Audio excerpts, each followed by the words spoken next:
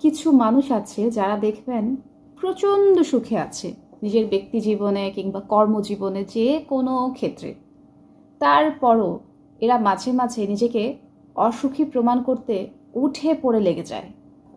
কেমন যেন একটা মানসিকভাবে একটা তৃপ্তি পায় ফেসবুকে দুঃখ দুঃখ স্ট্যাটাস দিয়ে কিংবা দুঃখের ক্যাপশন দিয়ে। এর একটা মজা নেয়। আর আমাদের মতো যারা বেকুব প্রাণী আছে তারা ভাবে, আহারে লোকটার জীবনে কি কষ্ট চলতেছে, ইস, এত দুঃখে আছে, বউ মনে হয় খুব প্যারা দিচ্ছে। কিংবা যদি কোনো মেয়ে দিয়ে থাকে ভাবে, এই মেয়ের জীবন গেছে, নিশ্চয়ই কিছু হয়েছে, তাহলে কেন এমন দুঃখের স্ট্যাটাস দিবে, কেন দুঃখ মার্কা ক্যাপশন দিবে।